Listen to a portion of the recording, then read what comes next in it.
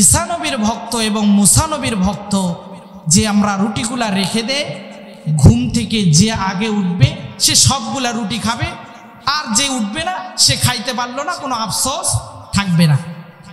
তারা রুটিগুলা রাখলো, নিচে এক কলার পাতা, উপরে এক কলার পাতা, মাঝখানে আছে কি রুটি। তো তারা রুটি রাইখা ঘুমায় গেছে। হঠাৎ করে ঈসা নবীর ভক্ত সে বলতেছে, ভাই তাড়াতাড়ি ওঠো। বলে কেন? বলে ঈসা নবী আমাকে স্বপ্নে দেখাইলো রুটিগুলা আমাকে খাইতে বলছে। মুসা নবীর ভক্ত বলতেছে, ভাই তোমাকে তো স্বপ্নে দেখাইছে, আমি মনে করলাম যে আমার কাছে মনে হয় মুসা আলাইহিস সালাম আসছে আর আমাকে বলল রুটিগুলা তুমি খাও। তো দুইজনের ভিতরে খুব তর্কাতর্কি শুরু হইলো যে আমি খাবো, ও বলতেছে না আমি খাবো। এই তর্কাতর্কি করতে করতে এক পর্যায়ে হস্তাহস্তি হইতে হইতে হাতে লেগে হঠাৎ করে উপরের কলার পাতাটা সরে গেছে। তাকায় দেখে সেখানে রুটি নাই, রুটি নাই। তো দুইজন চিন্তা করলো, কে রে, রুটির জন্য আমরা করতেছি মারামারি, রুটি নাই, খাইলো কে? তখন মুহাম্মদ নবীকে যে ভালোবাসে সে বলে, ভাই আপনি স্বপ্নে দেখছেন, আপনার কাছে এসে বলল এরকম করে যে রুটি তুমি খাও, তুমি খাও। আর আমি দেখলাম আমার কাছে কি যেন আসলো, আমাকে বলল ঘুম থেকে ওঠ, আমি উঠলাম, আমাকে বলল রুটি খা, আমি রুটিগুলা খেয়ে নিছি। চালাক যাকে ভাবলো বা যারা নিজেকে চালাক মনে করলো তারা কি রুটি খাইতে পারলো? কথা বলেন, রুটি খাইতে পারলো? যাকে এতক্ষণ বোকা মনে করেছিল, যাকে গাধা মনে করেছিল, রুটি সে আগেই খেয়ে ফেলছে। কথা বলেন ঠিক কিনা? তো যারা এখনো ঘুমায়া ঘুমায়া বাড়ির ভিতরে শুয়ে ময়দানের মধ্যে দাঁড়ায় দোকানপাটে বসে বসে ভাবতেছ ওয়াজের ময়দানে যাওয়ার পরে আমার কি হবে, বাড়ির থেকে তো ওয়াজ শোনা যাবে, তুমি হলা সেই গাধা। আর যারা এখানে প্যান্ডেলের মধ্যে জান্নাতের বাগানে আসতে পারছে, বসতে পারছে, আল্লাহর ফজল করম রহমত দিতে পারছে, চালাক মূরতই তারা। কথা বলেন ঠিক কিনা? তো যারা এখনো ঘোরাফেরা করতেছেন, ভাই যদি আল্লাহকে পেতে চান, রসুলকে পেতে চান, আসতে হবে কোরআনের প্যান্ডেলে, আসতে হবে জান্নাতের বাগানে। কথা বলেন ঠিক কিনা?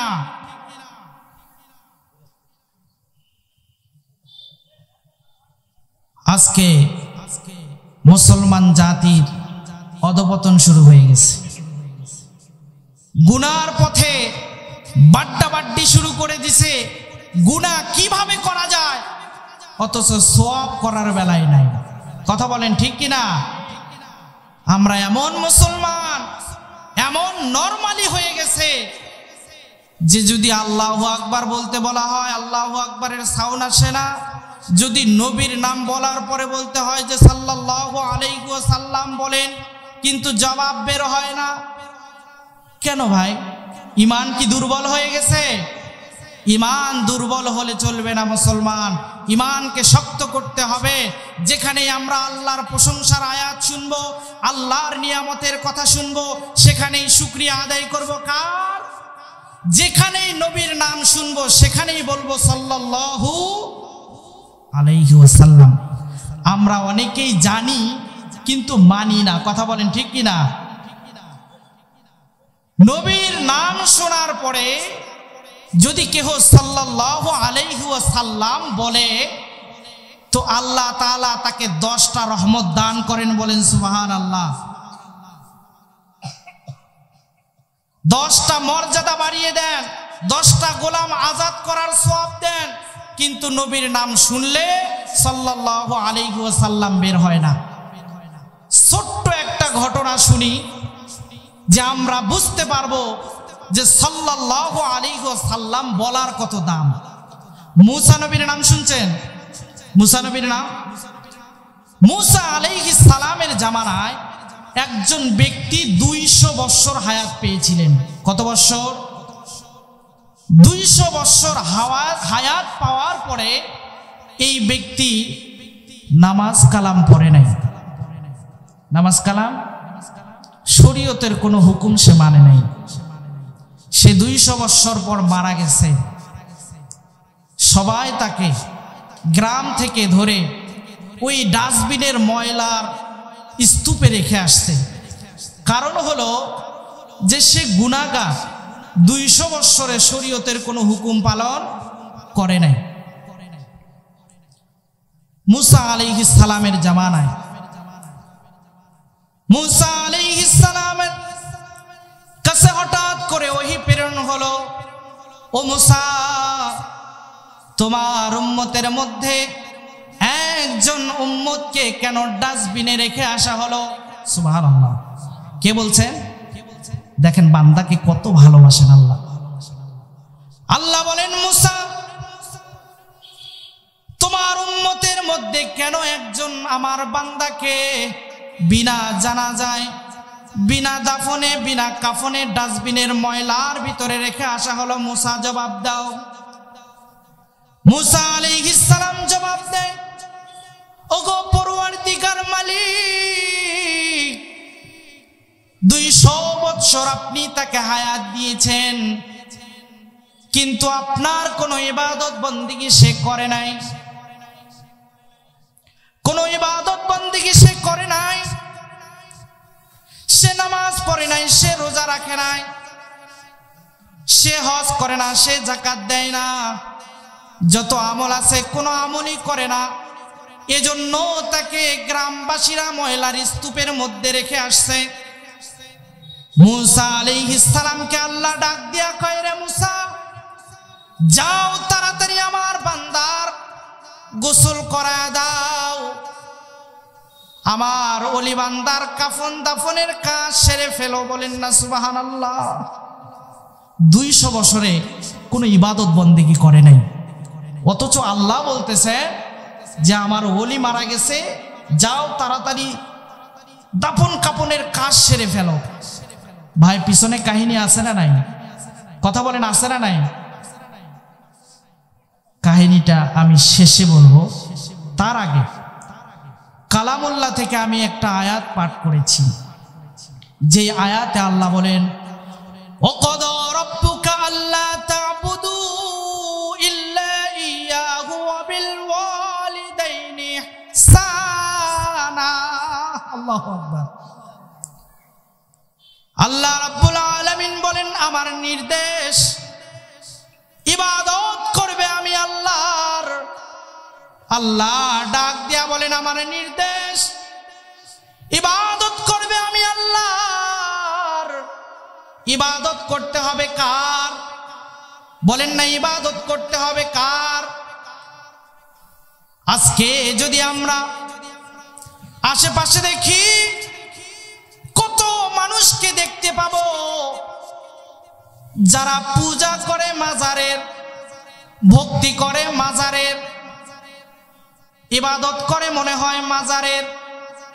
কারণটা কি আপনাদেরকে খুলে বলি, যে আল্লাহর ইবাদতের মধ্যে শ্রেষ্ঠ একটা ইবাদতের নাম হলো নামাজ। কথা বলেন ঠিক কিনা?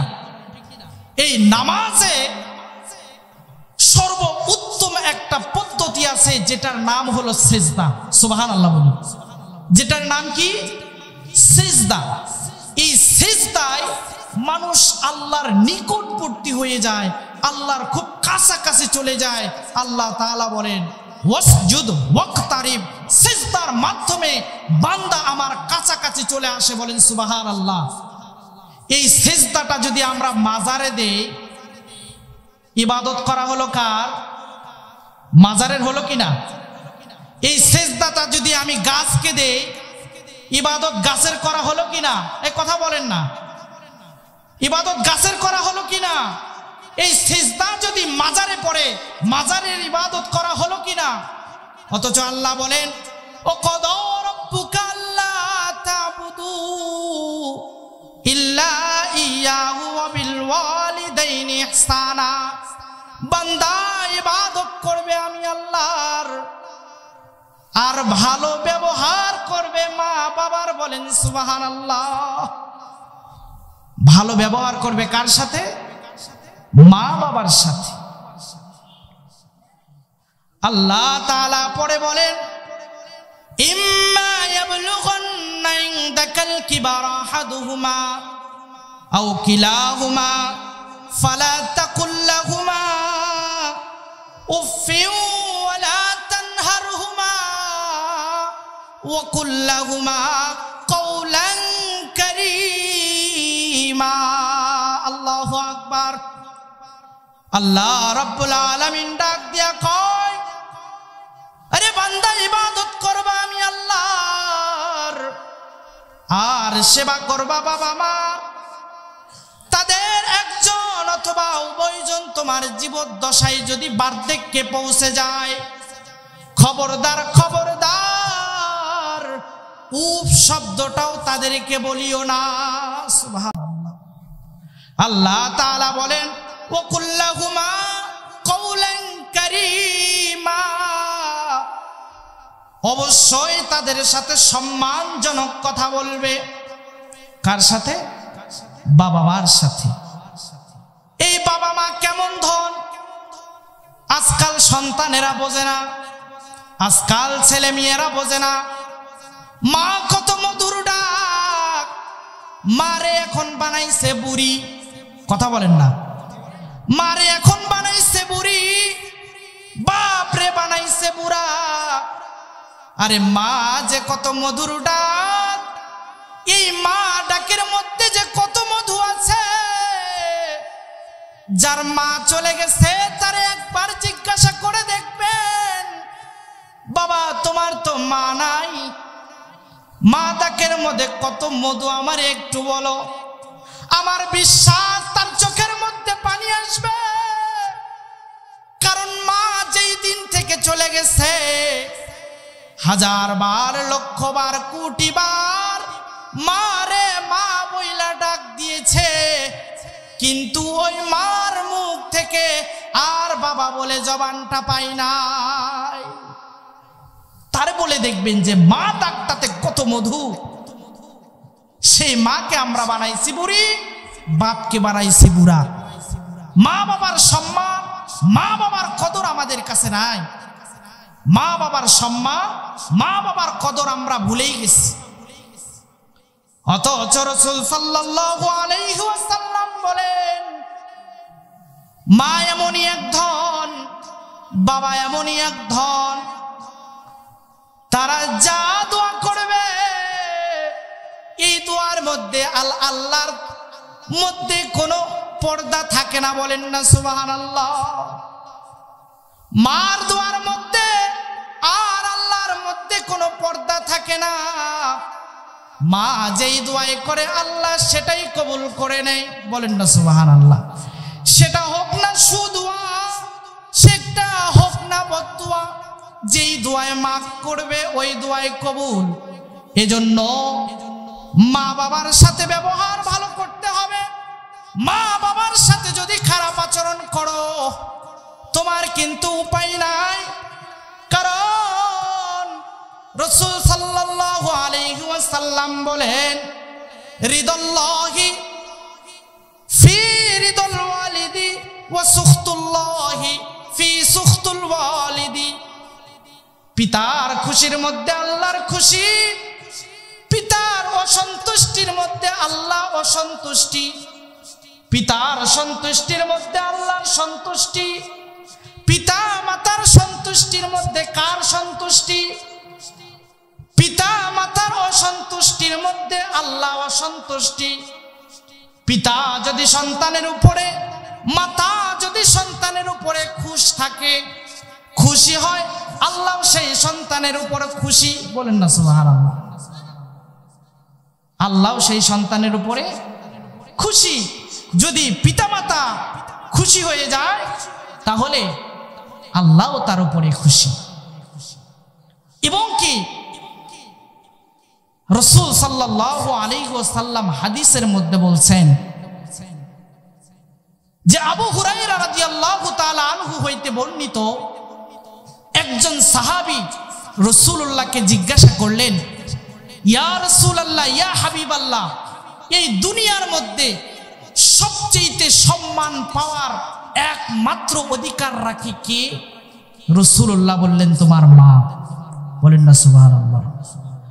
আবার জিজ্ঞাসা করলেন, ইয়া রাসূলুল্লাহ, ইয়া হাবিবাল্লাহ, তারপরে কে? রাসূলুল্লাহ বললেন তোমার মা। আবার বলা হলো ইয়া রাসূলুল্লাহ ইয়া হাবিবাল্লাহ, তারপর কে? বলা হলো তোমার মা। আবার জিজ্ঞাসা করা হলো ইয়া রাসূলুল্লাহ ইয়া হাবিবাল্লাহ, তারপর কে? বলল তোমার বাবা। মার কথা কয়বার বলল? 3 বার। বাবার কথা কয়বার বলল? 1 বার। কারণটা কি? আল্লাহ তাআলা বলেন ওয়াসাইনাল ইনসানা বিওয়ালিদাইহি ইহসানা হামালাতহু উম্মুহু কুরহা ওয়া ওয়াদাআতহু কুরহা ওয়া হামলুহু ওয়া ফিসালুহু 30 শাহরা। বলেন আল্লাহু আকবার। আল্লাহ তাআলা বলেন হামালাতহু উম্মুহু কুরহা, তোমার মা তোমাকে গর্ভে ধারণ করছেন। ওয়া ওয়াদাআতহু কুরহা, তোমার মা প্রসবের বেদনা সহ্য করেছেন। তারপরে বলেন ওয়া হামলুহু ওয়া ফিসালুহু 30 শাহরা। বলেন আল্লাহু আকবার। আল্লাহ তাআলা বলেন তোমার মা তোমাকে দুধ পান করায়াছেন, যা বাবা তোমাকে করায় নাই। বাবার থেকে মা 3টা জিনিস তোমাকে বেশি আপ্যায়ন করেছেন। 1 নাম্বার তোমাকে গর্ভে ধারণ করেছেন, 2 নাম্বার প্রসবের বেদনা সহ্য করেছেন, 3 নাম্বার দুধ পান করায়াছেন, যা বাবা করে না। কথা বলেন ঠিক কিনা? বাবা করে না কিন্তু মা করে, এজন্য মার মর্যাদা বেশি, এজন্য মার মর্যাদা বেশি। মা তাকে বলা হয় মা তো তারই না। ছোট্টবেলায় যখন মার গর্ভে কোনো সন্তান এসে যায়, এই সন্তানের বয়স যখন পেটের মধ্যে 6 মাস 7 মাস 8 মাস হয়ে যায়, সন্তান মার পেটের মধ্যে লাথি মারে। মা দাঁড়াইতে পারে না, মা বসতে পারে না, মা শুইতে পারে না, মা ঠিক মতো খাইতে পারে না। কত যে কষ্ট। পাড়া প্রতিবেশী জিজ্ঞাসা করে মারে তুমি এমন করো কেন? মা ভাবে আমার সন্তান তো পেটের মধ্যে আছে, যার কারণে আমি কষ্ট পাই। এই কথা যদি কোনো মহিলাকে বলি, সে মানুষকে বলে বেড়াবে না না না, আমার কোনো কিছু হয় নাই, আমার কোনো কষ্ট হয় না, মা তো তার নাম। প্রসবের সময় ডাক্তার বলে দিয়েছে মারে তুমি মা, তোমার পেটে আছে সন্তান। আমরা অনেক কাহিনী করে দেখলাম, হয় মাকে বাঁচাতে পারবো, নয়তো সন্তানকে বাঁচাইতে পারবো। মা বলো না কারে বাঁচাবো? মা বলেন যারে 10 মাস 10 দিন পেটের মধ্যে রাখলাম, এত কষ্ট সহ্য করলাম, ওই সন্তান বুঝি পৃথিবীতে আসার আগে, দুনিয়াতে আসার আগে শেষ হয়ে যাবে? না না না ডাক্তার, এটা হতে পারে না। আমার জীবন চলে যায় যাক, আমার সন্তানের যেন কোনো ক্ষতি হয় না। বলেন না সুবহানাল্লাহ। সন্তান যখন কিছুটা বড় হয়, সন্তান খেলাধুলা করতে করতে হঠাৎ করে পায়ের মধ্যে আঘাত লেগে সন্তান যখন পড়ে যায়, ব্যথায় ধুলার মধ্যে গড়াগড়ি করে কান্না করে, মা দেখা দৌড়ে যায়। যাওয়ার পরে সন্তান রে কোলে উঠা নেয়। মা দেখে না সন্তানের শরীরের মধ্যে ধুলাবালি আছে, নিজের শরীরের কাপড়টাও অপরিষ্কার হবে, মা কিন্তু দেখে না। কোলের মধ্যে জড়ায় ধরে, গালের মধ্যে চুমা দেয়, মা তো তার নাম।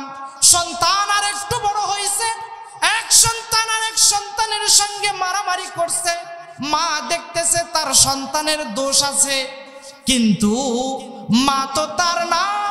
নিজের সন্তানের দোষ থাকার পরেও নিজের সন্তানের দোষ ঢাইকা আর এক মহিলার সঙ্গে ঝগড়া করে, না আমার সন্তান কোনো দোষ করে নাই, মা তো তার নাম, মা তো তার নাম।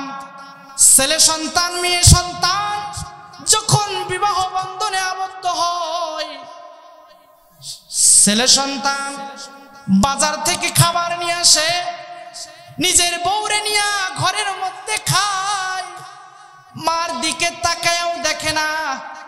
পাড়া প্রতিবেশী জিজ্ঞাসা করে, মারে তোমার সন্তান যে বাজার থেকে কোনো জিনিস নিয়ে এসে তোমারে দেয় না, তোমার না দিয়া তোমার পুত্রবধূকে নিয়ে ঘরের মধ্যে খায়। মা এবার বলে, আমি যদি হ্যাঁ বলি আমার সন্তানের দুর্নাম হবে। না রে বন্যা, আমার সন্তান আমারে না দিয়া কোনো খাবারই খায় না, মা তো তার নাম। বলেন না সুবহানাল্লাহ। মা তো তার নাম। মা যেই দোয়াই করেন আল্লাহ সেইটা কবুল করে নেয়। এজন্য মার দ্বারা নিজেদের দোয়া করায় নিবেন। রাসূল সাল্লাল্লাহু আলাইহি ওয়াসাল্লামের কাছে আবু হুরায়রা একদিন সকালবেলা এসে খুব কান্নাকাটি করে। আবু হুরায়রা ডাক দিয়া কয়, ও আবু হুরায়রা, কেন কাঁদো, কেন কাঁদো, কি হয়েছে তোমার? আবু হুরায়রা বলে, ইয়া রাসূলুল্লাহ, ইয়া হাবিবাল্লাহ, মা আমারে মারছে, মা আমারে আঘাত করছে, মা আমারে বাড়ির থেকে ঘাড় ধাক্কা দিয়ে বের করে দিছে। রাসূলুল্লাহ বলেন, কেন, তুমি কি মার সঙ্গে কোনো খারাপ ব্যবহার করছো? আবু হুরায়রা বলে, জি না ইয়া রাসূলুল্লাহ, মার সাথে কোনো খারাপ ব্যবহার করি নাই। তো বলে, মার সাথে কোনো দুস্তাকি করছো? বলে, না ইয়া রাসূলুল্লাহ, মার সাথে কোনো দুস্তাকিও করি নাই। তাহলে মা কেন তোমারে মারলো? আবু হুরায়রা ডাক দিয়া কয়, ইয়া রাসূলুল্লাহ, ইয়া হাবিবাল্লাহ, গতকাল রাতে আপনি বয়ান করতেছিলেন, আপনার বয়ান খুব মনোযোগ দিয়ে শুনতেছিলাম। বয়ান শুনতে শুনতে রাত গভীর হয়ে গেছে। আমি বাড়ি ফিরলাম রাতের গভীরে। মা আমারে ডাক দিয়া কয়, রে আবু হুরায়রা, কই গেছিলা, কই থেকে আসলা? ইয়া রাসূলুল্লাহ, যেই না আমার এই কথা বলছে আমি মারে বলছি, মারে যেই নবীর কদমে চুম্বন দিতে পারলে দুনিয়াও ধন্য আখিরাতও ধন্য, এই নবীর দরবারে ছিলাম। ইয়া রাসূলুল্লাহ, যখনই আপনার কথা মার সামনে বলছি, আমার মা একজন মুশরিকা, এখনো ইসলাম ধর্ম গ্রহণ করেন নাই। আমার মা আপনার নামটা শোনার পরে রাগান্বিত হয়ে গেলেন। আমাকে বললেন, হে আবু হুরায়রা, ওই নাম তুমি কেন বারবার আমার কাছে বলো? তুমি যদি মুহাম্মদের দরবারেই থাকো, তোমাকে ডাইরেক্ট বলে দিলাম, হয় তুমি মুহাম্মদের দরবার ছাড়বা, নয়তো আমার বাড়ি ছাড়বা। ইয়া রাসূলুল্লাহ, ইয়া হাবিবাল্লাহ, মা যখন আমারে এমন কথা বলছে, আমি মার কাছে জবাব দিয়েছি, মারে শুধু আপনার বাড়ি কেন, তাম জগৎ যদি ছাড়তে হয় আমি ছাড়তে রাজি আছি, কিন্তু মুহাম্মদ সাল্লাল্লাহু আলাইহি ওয়াসাল্লামের দরবার এক মুহূর্তের জন্য ছাড়তে পারবো না। জোরে জোরে বলেন না মারহাবা।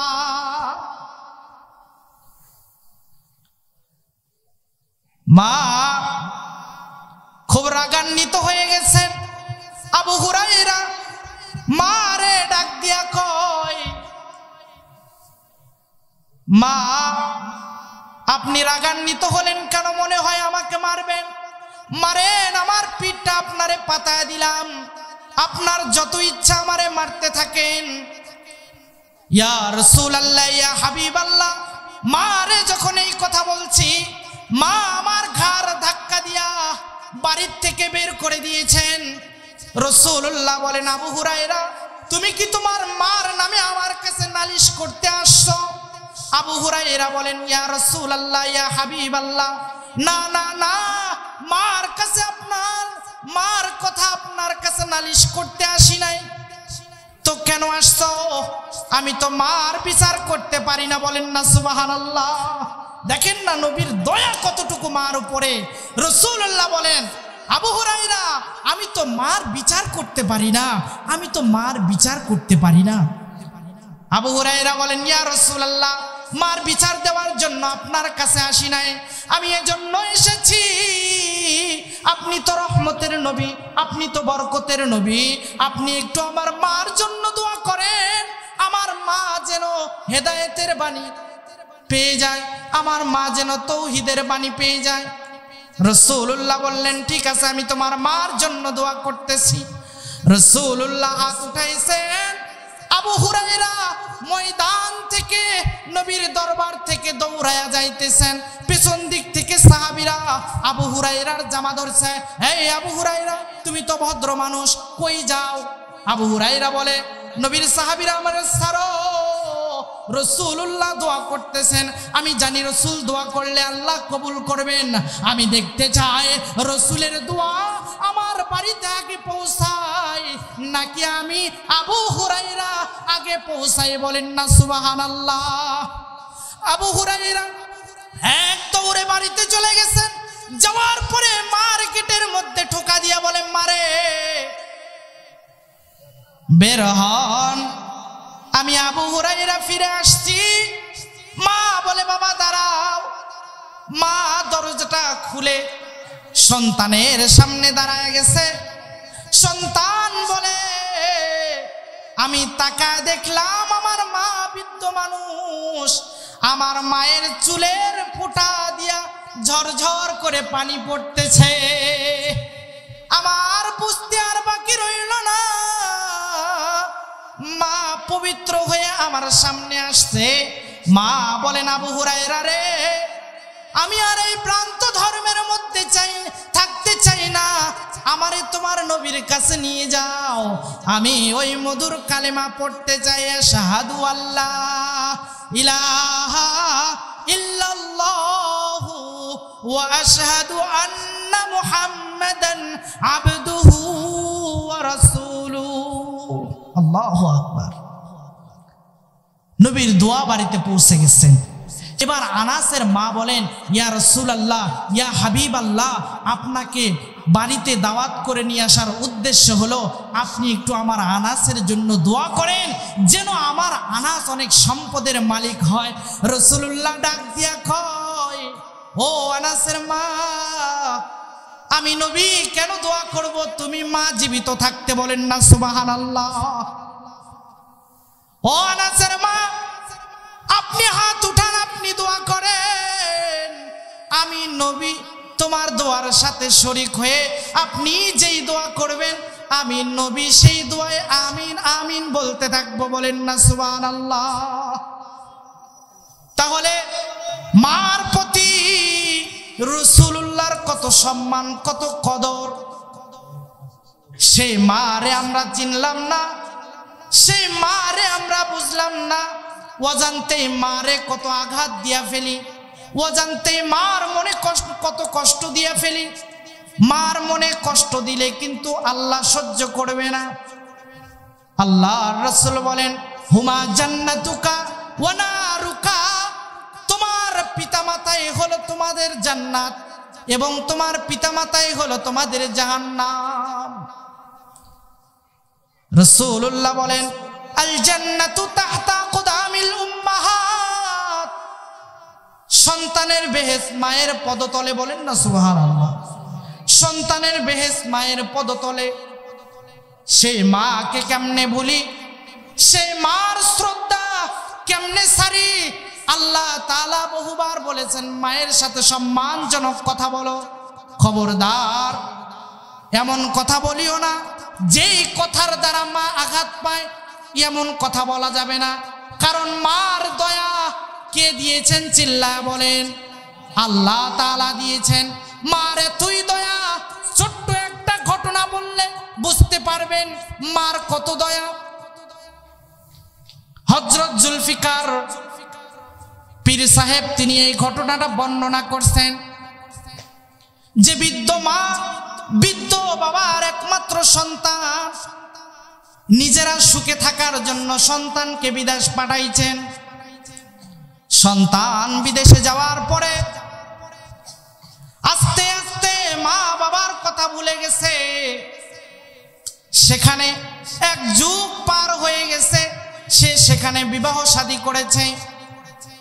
সেখানে 2 যুগ পার হয়ে গেছে, সে সেখানেই থাকে, মা বাবার কোনো খোঁজ খবর নেয় না। এই দিক দিয়া মা বাবা অনেক চিঠি লিখছে, কিন্তু সন্তানের কাছ থেকে কোনো চিঠির জবাব আসে নাই। বৃদ্ধ মা বৃদ্ধ বাবা এক সময় সন্তানের টেনশন করতে করতে বাবা বৃদ্ধ মানুষ অসুস্থ হয়ে মারা গেছে। মা একা ওই বাড়িতে থাকে, অভাবের সংসার, অনটনের সংসার, ছেলেও খোঁজ নেয় না, স্বামীও মারা গেছে। অনেক দুঃখে কষ্টে দিন পার হইতেছিল। মহিলাও অনেক অসুস্থ, সারাদিন কাঁদে, রাত কাঁদে, শুধু কাঁদে আর কাঁদে।